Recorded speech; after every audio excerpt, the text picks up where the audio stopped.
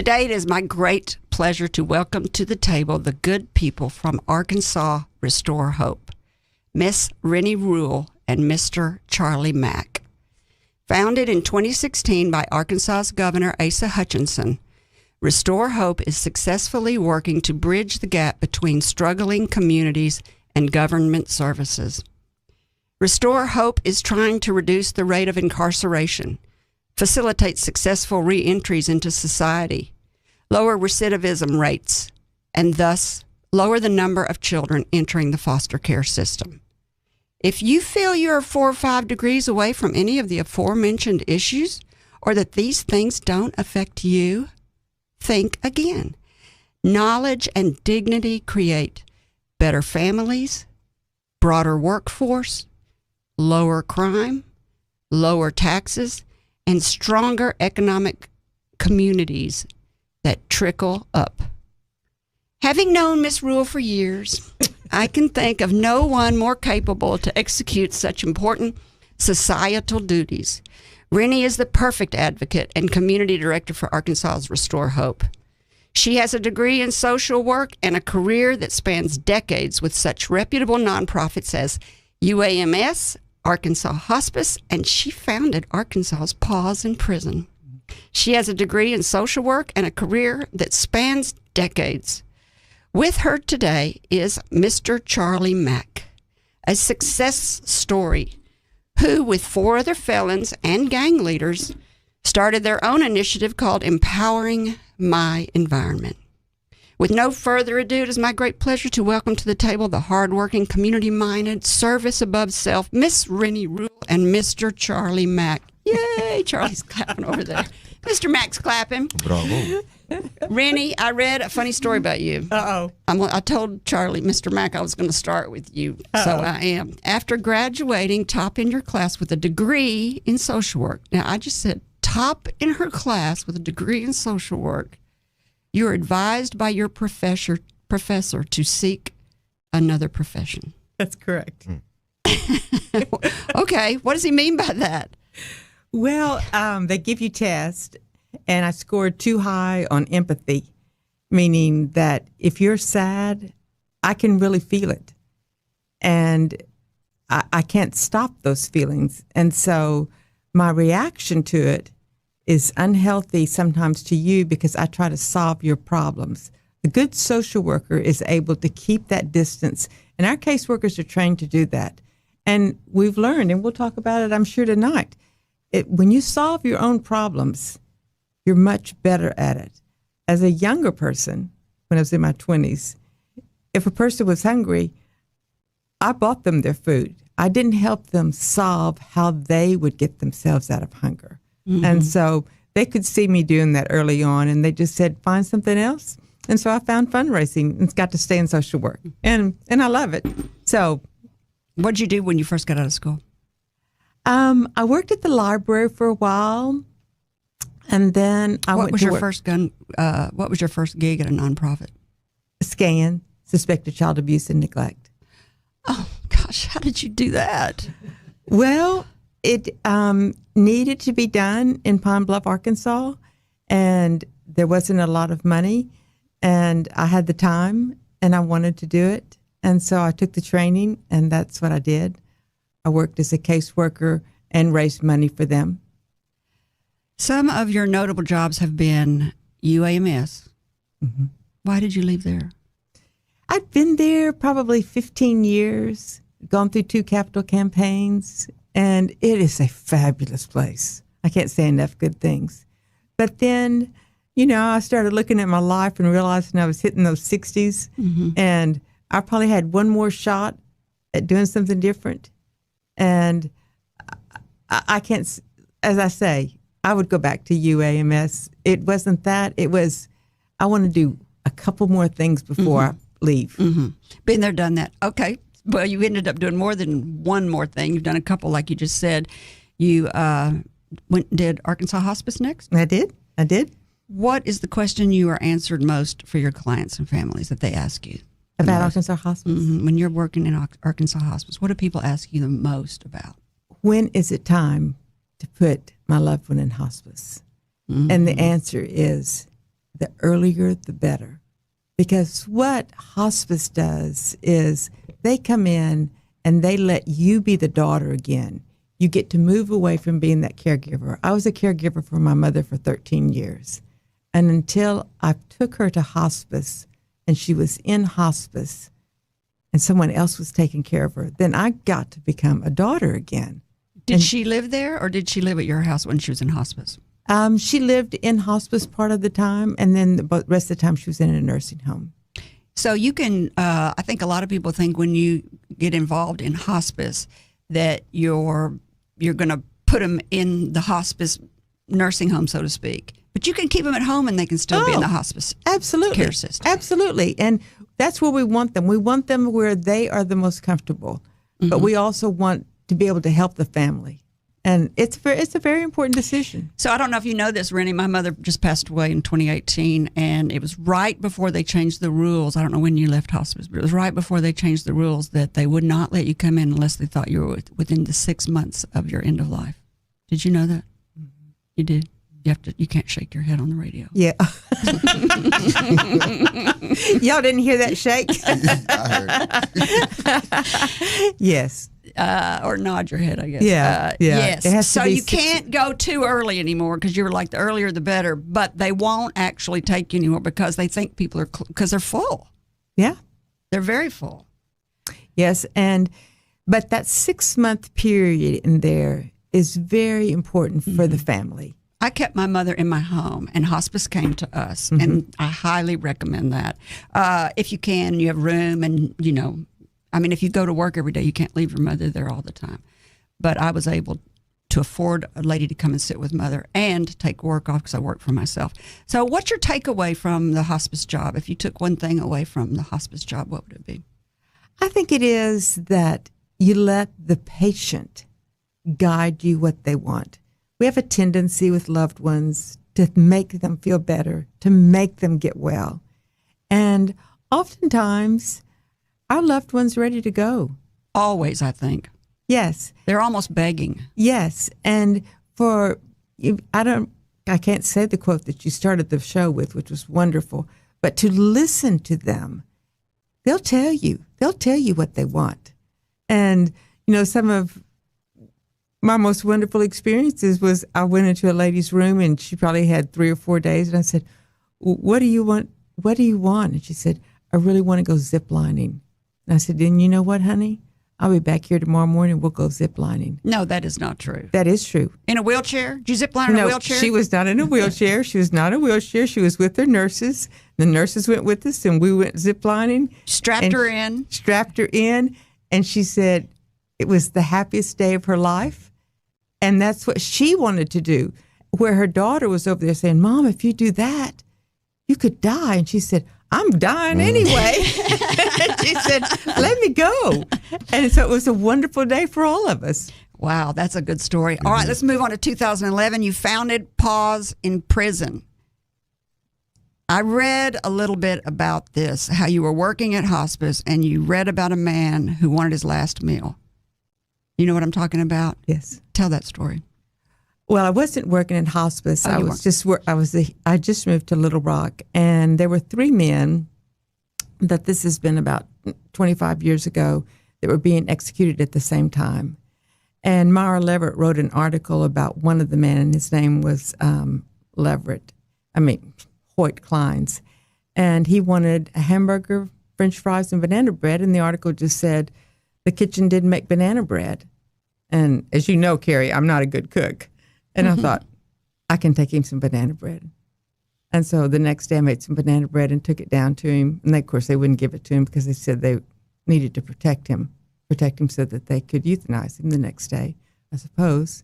Anyway, I did get the banana bread to him through the warden, and he called me that night. And we talked for 48 minutes. And that's when I became involved with the prison. So it's been about 30 years ago. And how did Paws in prison come about? Well, his last wish to me was that I would build a chapel at Tucker Mack's. And so it took me 15 years to build the chapel at Tucker Mack's, which meant I was there a lot. watching these men, and you'll see when you talk to them, these brilliant men, they don't have anything to do all day. And so I kept looking for things to do. And then you all remember, what was the football player's name that had all the pit bull dogs? Michael Vick. Mm-hmm. Yeah. Well, they sentenced his 52 pit bull dogs to be euthanized.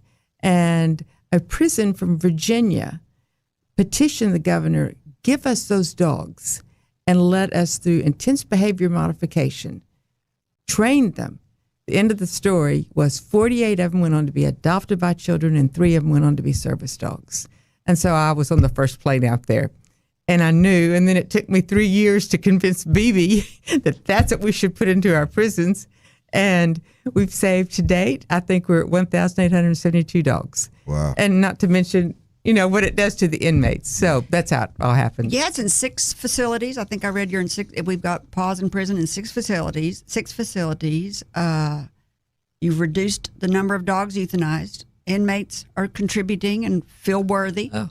And learning responsibility and skills that I guess can be used later. Oh, absolutely. Absolutely. Well, this is a great place to take a break. Don't think we're not going to get to Charlie Mack. When we come back, we'll continue our conversation with Miss Renie Rule and Mr. Charlie Mack from Restore Hope, a nonprofit working to solve the serious problems in Arkansas of incarceration, recidivism. That is the hardest word for me, recidivism. Say it 5 times real fast. You chose it. No, I didn't make that word up, but I do love that word. Recidivism. It is a good word. It's a great word. I'm going to put it in a. Charlie's rolling his eyes. It's not a good word. I've lived that word. It's not a good word. Anyway, problems in Arkansas: incarceration, recidivism, and the foster care residual that the kids come back and back. Still to come, Mr. Charlie Mack's story: the life that led to his imprisonment. The disturbing but fascinating statistics of crime, punishment, and foster children, and my favorite part, redemption, success stories. We'll be back after the break. All right, before the break, we were talking with Renie Rule about her life in social work, nonprofit, and all the great things she's done through UAMS, SCAN, Hospice, Arkansas Hospice, and Paws in prison. And now she's with Arkansas Restore Hope, which we're going to talk about. And with her, she brought Mr. Charlie Mack, who, along with other felons and past gang members, has started a program called Empowering Your Environment. Empowering my environment. Oh, yep, Empowering My Environment. Before you tell us about this initiative, Mr. Mack, tell us about your life, what you were convicted of, and the story that led up to the events. Where do you want to begin? I don't know. It's kind of general. It's kind of vague. Where were you? What were you convicted of? Possession of a controlled substance. How old were you? Which time? First time. Probably 18, but that was I had a gun. Oh. I got caught with a gun, and I've been caught with guns. Because this in the streets it's better to be judged by 12 than carried by 6. So that means it's better to have a gun and go to prison than to be killed. You rather be alive and be in prison than dead. Why are black men killing each other? I think it's poverty. I think poverty is the main thing. Everyone wants to take care of their family. Why would killing somebody else take care of your family? But it's not. I'm going to explain it to you. It's a process. Because poverty is embedded in our community. So you grow up wanting more and more. And to get more, you think you have to take it. So that's where the violence comes in. That's where the killing comes in. Because if you take something from somebody, who's going to let you just take it from them? Somebody's going to say, no, that's mine, So it turns into a violent situation. But it's the violence and the killing is connected with poverty. It's all connected. Because, okay, you go to certain neighborhoods in the city, in Little Rock. There's not a lot of violence in their communities. There's not a lot of, because the community is fluent. It's affluent. It has wealth. There's no reason for somebody to take something from somebody in that community. But if everybody's poor, you're just taking from each other nothing. Exactly. So that's the mindset. Oh, it's the mindset. It's a mindset thing. You have to think outside of that. environment. That's why we named our business Empowering My Environment, because your environment starts with your mindset, how you think, not just where you live or where you reside. But first of all, you have to reside in your mind. You have to think things and think things through. And if you see yourself in a bad situation and think that's all you know, then you're going to continue doing those wrong things. But if you change your mindset, if you get a focus point in your life to where you want to change and you want to see things better, then your mindset changes and it changes your environment as well. That's such a huge thing to do, is to change people's minds and change a whole community. I mean, where do you get the wherefore to, and how do you even begin doing because something? I have to start myself. It starts with me. But you're teaching it through your empowering. We starting it together. My brothers, Charlie Rock, Turtle, and Caleb. We changed our lives. We pulled ourselves up from the bootstraps through support, through a higher power, through religion. However we did it, we found a way to get out of that mindset thinking of doing things that is detrimental to others and ourselves. And once we started doing that, our whole world's changed. We started becoming involved with allies like Miss Renie and Paws, and we started becoming more involved with our neighborhood, and people in our neighborhood started respecting us more. They don't see us as the gang member, the guy that young boy I seen with that gun last week. No, you're not him anymore. You're the guy that talks to their children and tell them, man, don't do that. I've done that before. It's not smart to do that. So when I hear and you know, I don't know anything about this, so forgive me for being stupid. I'm here to teach you. Thank you, thank you. So when I hear people say that the bangers and the gang members are respected and looked up to in the neighborhood, you're saying they're not really. No, they are looked up and respected, but for the wrong reasons. But you're saying now that you're not one, people are like, oh, that's not the guy with the gun. No, I'm saying my actions. I'm still Charlie Mack. But my actions are different from the younger Charlie Mack. I'm not the violent, willing to do whatever, hurt people type of Charlie Mack. I don't want to be that past guy anymore. I'm showing them that I'm the future, and my future is much brighter than what they've seen in the past. And I want to kind of rectify. So there's two kinds of respect in the community. There's the respect of the guy who's the gang leader, and then there's the respect of the guy who's trying to get people out of the gang. Because now you're the different guy. Now you're respected for being different. I'm respected because of my actions again. I'm still in the gang. I'm still associated with my gang, but I'm doing different activities inside of it. I'm not violent. I'm not selling drugs. I'm not doing all this to detriment my community. I'm uplifting my community. Why does there have to be gangs? What you mean, why does it have to be gangs? Why are there even gangs that exist? I mean, what is the deal with gangs? Well, I also think a lot of people have a misunderstanding with the word gangs, because you could put organization on front instead of gangs, and it'll be a wholly different word. Oh, you're so right. So you could put there's nothing wrong with gangs. That was good. Yeah. We call it organization. So the organization is a gang is the word for organization. A lot of things are organizations. You could call it a book club if they read, but they probably don't read books. Yeah, but what I'm saying is, it's the name that changes the perception of people. What's the goal of the organization? Of EME? Of the gang in the neighborhood. Okay, gangs started because there was a lot of problems with the police. The police were in our neighborhoods not doing the right thing, and the gangs were created to kind of police the police, to watch them and look exactly. And it turned. I don't know if you guys watched this series called Snowfall. It comes on FX, and it showed how crack cocaine came into the neighborhoods and how the CIA brought crack into the neighborhoods. So that changed the gang format. Now the gang aren't protecting; they're trying to make money because of the crack. It's so much money. Did you say the CIA brought?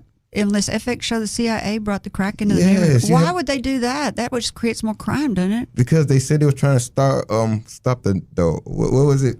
Oliver North. And what was going on with the war in South America, and they was using the drugs to finance it. Is that supposed to be true? I don't know. I just watch TV. I don't know.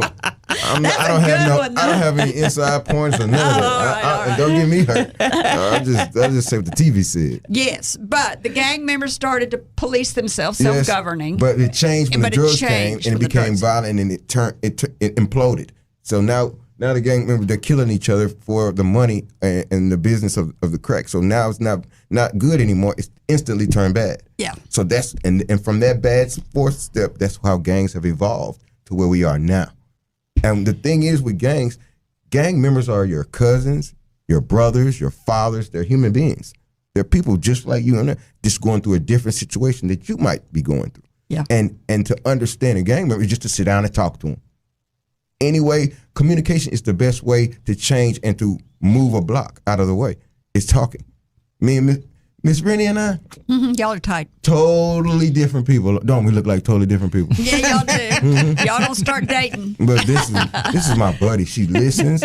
She gives me great advice. I give her advice. Yeah. Look at that. Well, you're teaching us right now. And it's about total opposites, sitting down, talking, and becoming family. And one of the things that they did was they did food drives, and it was so Who's funny. they? Empowering my EME. environment? Yeah, you can call us EME. But, EME. EME. But what I would say to my friends were, the gangs are doing food drives down there. What? That's out of their image. But they were doing food drives. They were cleaning up their community.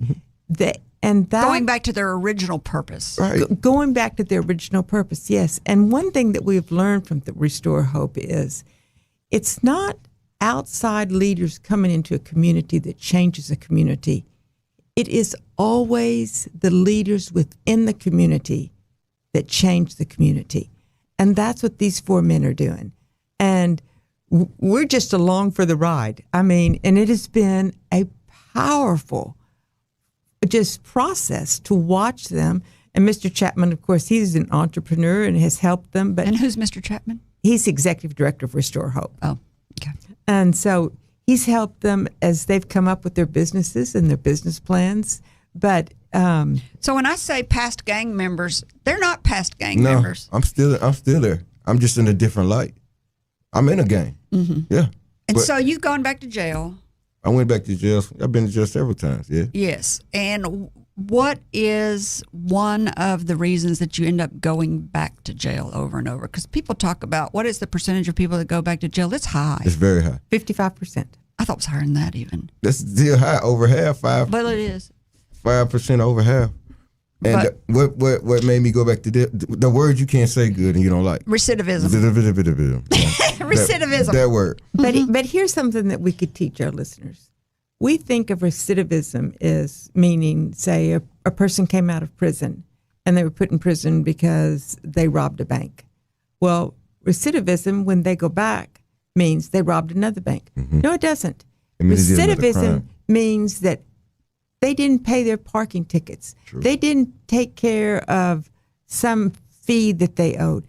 It could be anything. It could be a very minor situation that, I mean, I have to brag on our caseworkers in Restore Hope. One of the things they've done with these incentive checks is they have helped our clients take that $1,500 and get those fees paid down, get their driver's license back. You're talking about the stimulus, $1,500? Yes. Oh, yes. Nice. And so thinking about it in a different way, you have the opportunity here to get your driver's license back. You can imagine trying to live in a life without a driver's license. Yes. So, and I listed that I found off of Restore Hope's website, the problems, like we said, are incarceration, then the recidivism for the reasons you just mentioned, and foster care for these children that have to keep going in and out of foster care. And then one of the other problems is understanding and navigating the government services that you said your caseworkers helped these people in Restore Hope, candidates in Restore Hope, to use their money to navigate the government services, to pay down bills. So some of the things that you said that they needed to do, families face upon release from prison are having child welfare cases open, which could have fines, unable to pay, like you said, misdemeanor traffic tickets. You're going back to jail. You didn't go back to jail for that, though, Mr. Mack. I went to. I had community service. I almost did, but it wasn't. It was a traffic ticket, like Miss Renie said, and it was a fine that I didn't pay, and I forgot about it. And they pulled me over, and I thought, why'd you get pulled over? You never heard of driving while black? You never heard of that? Yes, but I didn't know if that was why real. you got pulled over for being black. Or I was you just driving. I was a no swerving. license plate, nothing. I had licenses. That's what I'm just asking. Did you have a? I was a normal everyday American. Just driving down the road. Around. Just happened to be black. Okay. And I was pulled over. And I didn't know that I had a warrant on me. I had a warrant. Uh-huh. So I went to jail. And they took me to jail. They gave me community service. Let me out. I did the community service. No problem. I've been now for since 2006. I've never been back. Good. Simple things that they can't get also, if you've been incarcerated and don't have transportation, is a driver's license. Mm-hmm. It's very much, and we're fighting that. I would say fighting. I mean, we're working with the legislator now. We think Mr. Chapman did a wonderful job yesterday with one of the committees in trying to get temporary driver's license. And so it still has to go through the House. And of course, can you not get a driver's license if you're a felon? Is that one of the issues, or is it because you have to buy the driver's license? Well, you don't. You have your driver's license taken away because of DWIs or because you haven't paid your fees or you didn't appear in court for a variety of reasons. But of course, you can imagine that also limits how many jobs you can have when you come out of prison.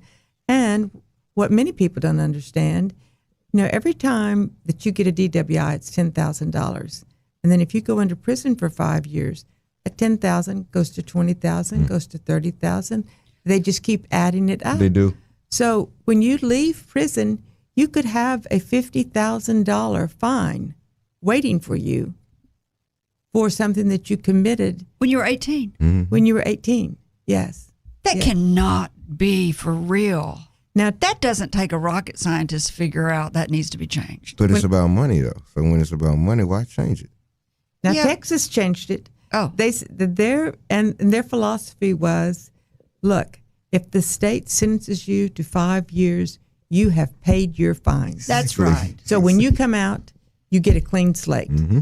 Because Charlie, I bet it's more about it's not a popular legislative subject to bring up in the legislature. You're not going to get your name in the paper for that, or your constituents aren't going to love you if you bring that up. And so you're it's all about politics. Right. But the money, you go back to prison for something like not paying a fine or not being able to, that costs a lot more than any money that they could make off of a fine. Yeah, that doesn't make any sense. But bodies in the bodies are money in the penitentiary. Mm-hmm. That's money. That's guaranteed money. I thought they cost money. No, the bodies in there reap the system.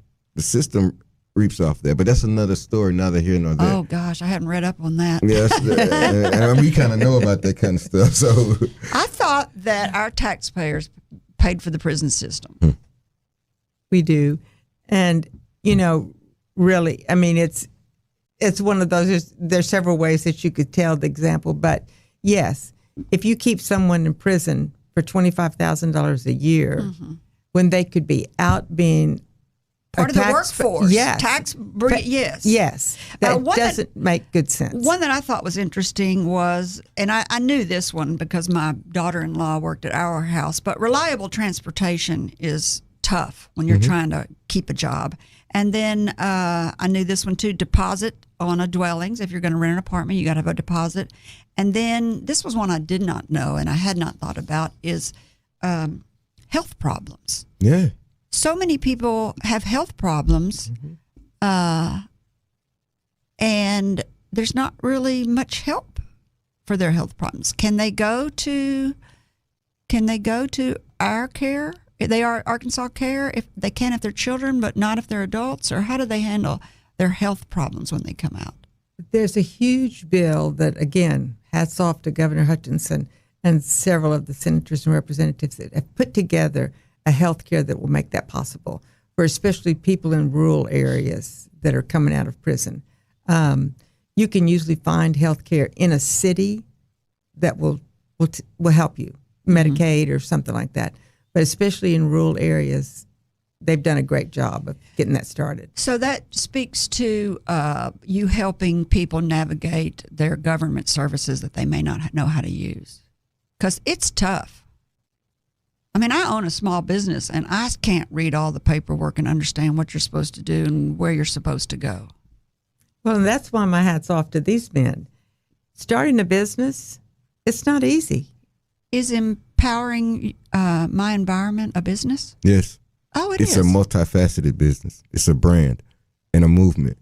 It's also a podcast. It's a clothing line, and it's a consulting agency, and a trucking service, and a construction service, construction agency. Yeah, we got a lot. So tell me how empowering my Environment. EME. You can just say EME. EME. Tell me how EME works with Restore Hope.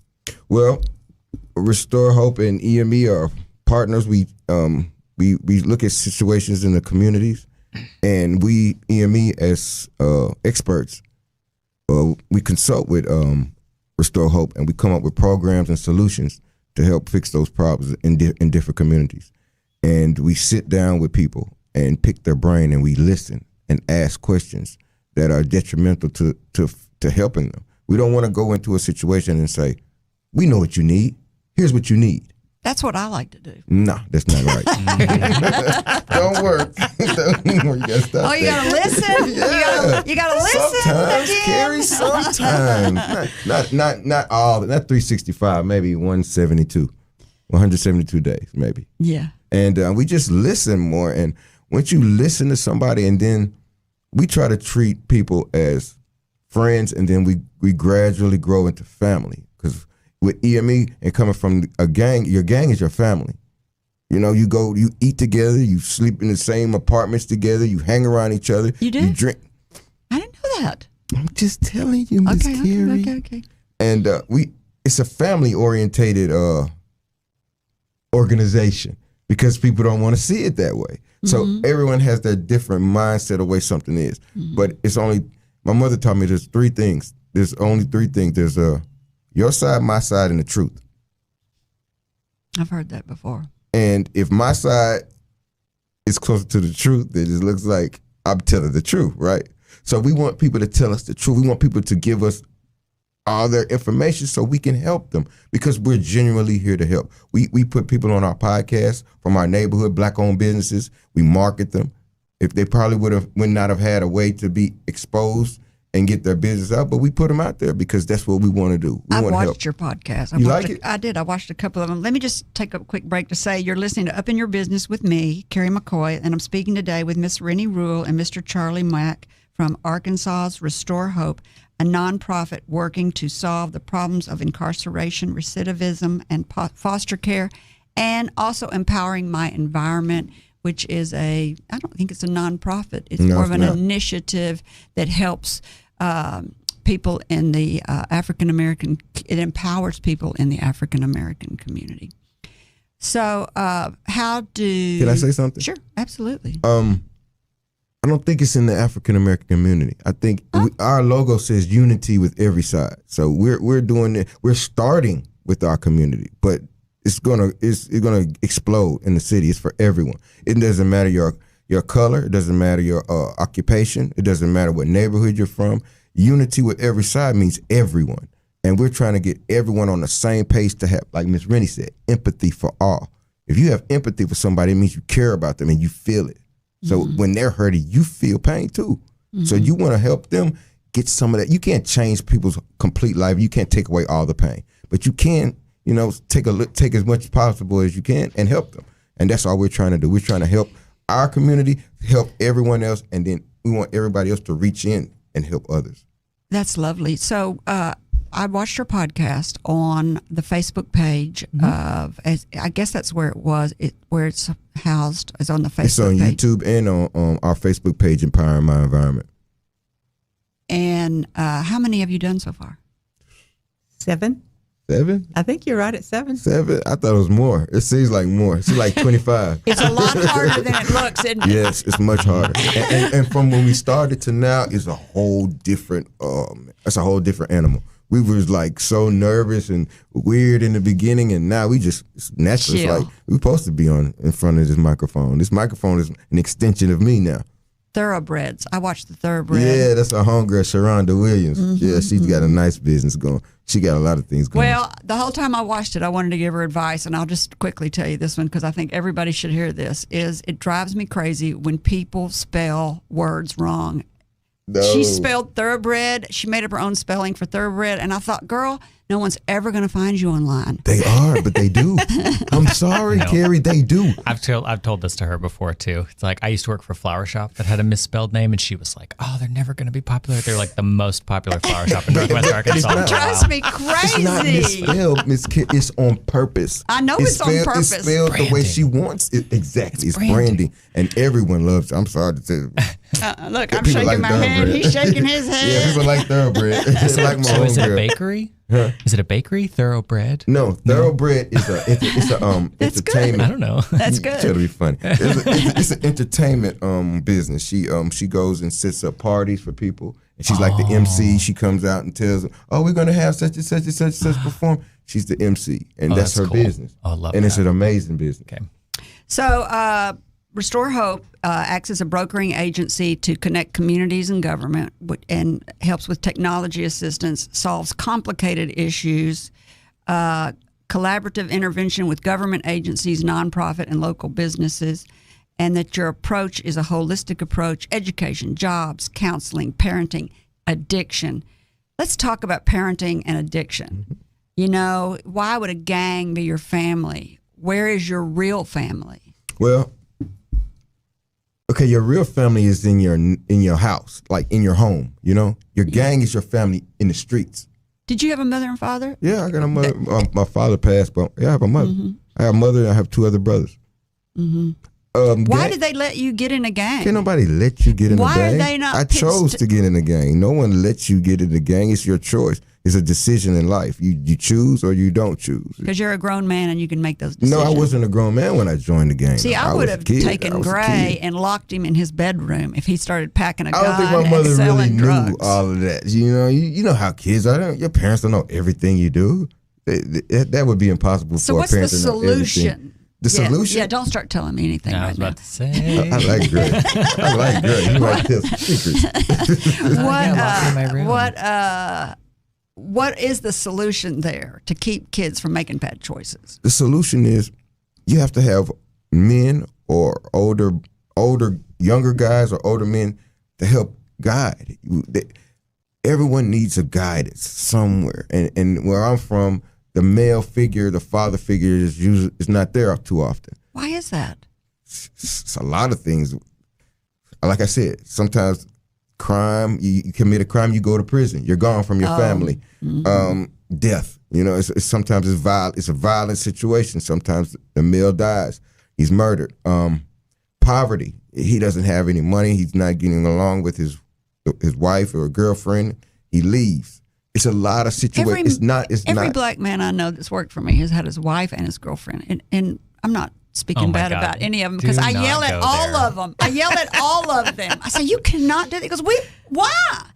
I don't understand that. What was the question? What did you say about? Every black man almost that's worked for me has had a wife that he loves with his children, and he has a girlfriend. Oh, you got 2. You got a side chick.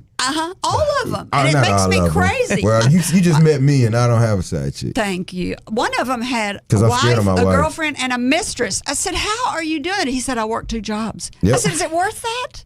I don't think it's worth all that. That's too much stress trouble in my mind. Yeah, I like to lay back, sit up with my family, hang out with my friends, and I don't like the stress and all that. And I mean, is that maybe an example of one of the things that they're trying to show the younger generation? Mm-hmm. You may see this, but this is not the best way to live. Exactly. This is not what is best. So it's not the talk that they're giving them. It's the example. It's example. It's truly the example, Ms. You're Renie. showing them, you come home with your wife. I was talking to one of the men today, and he said, every morning when they leave, they say to each other, I will come home to you safely. Mm-hmm. And the other one says, and I will come home to you safely. And that's beautiful. And that's their marriage. They will come home to each other safely. And so I think from where I sit, that's what these men are doing, and they're getting other men. I mean, the last time they had a big cookout, there was probably, over 100 people there? Yeah, we were on Martin Luther King Day. We had a big cookout in the neighborhood, and a lot of people came. It was Miss Renie was there, Paws was there. Well, sure she was. Yeah, and she ate all the barbecue she could. She had a good time, a good old time with my mom. But I'm telling, but you are modeling to those young boys. This is the way you spend Martin Luther King Day. And we're really excited. I'm going to just throw this in here real fast. The Winthrop Rockefeller Institute has asked us to help Arkansas understand what do we need. So these men will be a focus group for the Rockefeller Institute on April the 8th. 8 felons will come into a room and will tell them, this is what we need when we come out of prison to make our lives better. We're not asking you to give it to us, but listen to us. Mm-hmm. Don't decide for us. This is what we need. And to me, that's a major start that Winthrop Rockefeller Institute is moving and is helping us solve this problem. So we're giving them, Ms. Renie, we're giving them solutions. That's right. You got to give them solutions from the horse's mouth, from people who've experienced. That's right. The best consultant, even in drug programs, the best counselor is a rehabilitated addict. Yes. The best. So why can't, and we are the best to stop violence because we used to do violence. Yeah. So we know all about it and we know a solution on how to stop it and we want to help. And we're using our business to make money as we help. It's America. Were you ever on drugs? Did you have to deal with addiction? Yeah, I was addicted to a drug you guys probably never heard of. It was called Sherm. No. What? You never heard of Sherm? I thought I've heard of all formaldehyde. drugs. You never? Oh. Formaldehyde. Yes. We call it wet daddy in the neighborhood. Oh, I've heard you that. You roll it up in a joint, but it's like embalming fluid on tobacco. And it gets you super hot. And I was addicted to that. But I quit cold turkey. It's very addictive, but I quit cold turkey. It was hard. It was like everything that you want to overcome. What'd you call it? What's it called? Sherm, wet daddy. Wet daddy. I like that. You like the name? I like that name. That's crazy. All right, but, Mom. But the solutions that we're coming up with will enable our community to grow, and it also enables us to align with other communities and ally with other communities where we can all help. Because we all, if you look at it, all communities, they basically have some of the same problems, but some are just more or more exasperated, more bigger than the others. But if you get down to the nitty gritty and the truth of it, we can solve these problems together. Well, as a businesswoman, all I can talk about is my point of view, and we don't have enough people in the workforce. I'll tell you right now, we don't have enough people in the workforce, and I try to hire people all the time, and there's just not enough people that can get to work on time, have transportation, have good enough health, or just a multitude of reasons like we've talked about here. So or in jail. We've hired up several felons, though, and we've had great success. Yeah. Truck driving. Oh, that's a great one to talk about. 50,000 truck drivers in Arkansas. 50,000. We need that many? We need that many. I've been told that there's a major shortage of truck drivers. Well, we will open a school March the 5th, and we will start, and then we're going to open up some more. We're going to continue. Yeah, April 5th. Yeah, okay. April 5th. And we're going after it. Because they will hire felons. Yep. You don't have to have a GED, and you can make $35,000 the first year and $60,000 the next. They can have a career. We can take them from crisis to career. I can get excited about this. Yeah, you can. I'm going to calm down a little bit. but they stand a chance, and they'll never get laid off and because that's they need so many. Job. It is a great job. And you sleep in the bed of the car. Some of these people are like, "This is a great bed. I'd love to sleep in that bed." Yeah, and women can do it, and you don't have to be on the road. I mean, we need truck drivers in town, so they're home every night with their children we need and their dually families. Drivers and drive the dually trucks, like the trucks that you move somebody's boat or stuff like that. We can rent your truck out and do all kind of work. Oh, I thought you were talking about drivers on long haul. Long haul. But we're talking about citywide too. And so there's a school that you're going to partner with? Yes. And it'll start March the 5th, and it's already full. We've got our first class already full, and we're going to just keep on going. And it's a wonderful opportunity for a felon. It's one of the best. How do people find out about this? How are they going to get in touch with you? How are they going to learn about it? Anybody that's listening now, they're going to call Empower My EME, or are they going to call Restore Hope? We can get in contact with Restore Hope or EME. EME has a Facebook page.